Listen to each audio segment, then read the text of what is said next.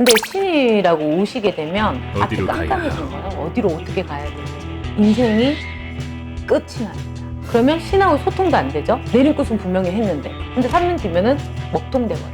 해결 방법은 있죠. 근데 사람이 한번 맛을 보면 이 자기의 어떤 이 자아는 어디로 가고 없어요.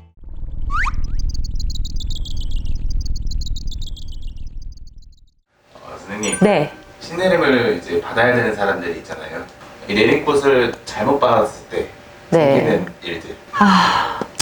우리가 보통 이 신의 내림을 받는다, 또 무불통신을 한다, 이 신의 개념이라는 게 광범위하고 어려운 건데, 신 내림이라는 거는 내가 진짜 조상 가물이 들어서 기병이 와 있는지, 정말 신이 오셔서 내가 불림을 해야 되는지는 정확하게 어떤 판가름이 되고, 그 테스트나 뭔가 어떤 과정을 거쳐서 이게 정확하게 받지 않으면 인생이 끝이 납니다.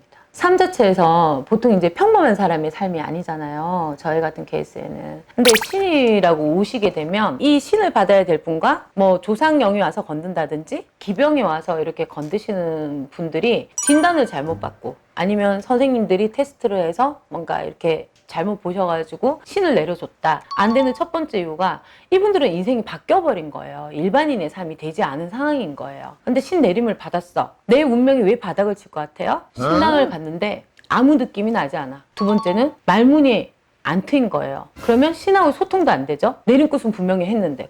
세 번째는 점사가 안 나와요. 기도해도 아무 응답도 없고. 근데 신굿 할 때 대답했던 그분들은 누구라는 거예요. 그러면 이 사람은 나는 무당의 길이다, 무녀의 길이다, 법사의 길이다, 뭐 어떤 이 나의 이 길이 정해진 인생이잖아. 그 인생에서 앞이 깜깜해지는 거예요. 어디로 어떻게 가야 될지. 일단은 정상적으로 못 살기 때문에 그러면 그 신굿에서 자기들을 신이라고 모셔줬는데 이게 뭐 아무것도 되지 않아서 내가 다시 엎어버리면 그 또한도 벌전이 될 수 있어요. 그러면 제가 봤을 때는 요즘에는 워낙 무당분들이 많아요. 한 집 건너 한 집이잖아. 근데 신을 제대로 모신 분이 신을 이렇게 내려주는 케이스랑 방금처럼 제대로 못 모신 분이 물론 어디 가면 허주도 3년은 잘 불린다고 점사도 잘 본다 그래요. 근데 3년 뒤면은 먹통돼 버려요. 그 환란을 다 어떻게 이길 거며 예를 들어서 그분들이 3년 동안 허주로 만약에 이렇게 신당을 모시고 손님을 봤다. 근데 거기서 또 제자가 나면 그렇죠.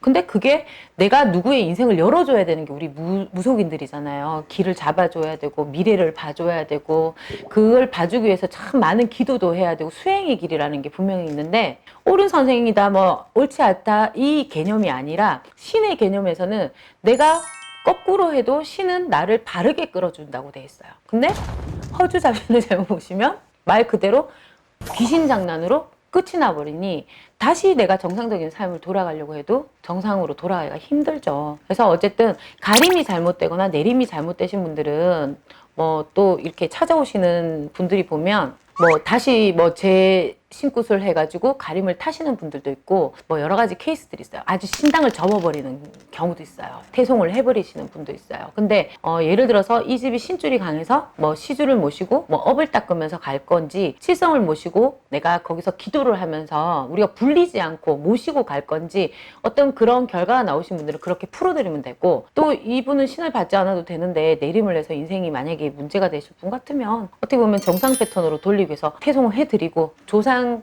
정리 천도로 싹 보내드리고 나서 이분의 인생을 다시 열어주는 거예요. 업으로 모시든지. 해결 방법은 있죠. 근데 사람이 한번 맛을 보면 이 자기의 어떤 이 자아는 어디로 가고 없어요. 내가 지금 여태까지 생각하고 있었던 이 형상들에 대한 기억들이 늘 머릿속에 잠재하고 있기 때문에 쉽지가 않죠. 정상인으로 살려고 해도. 그래서 신중하게 내림도 하셔야 된다는 거예요.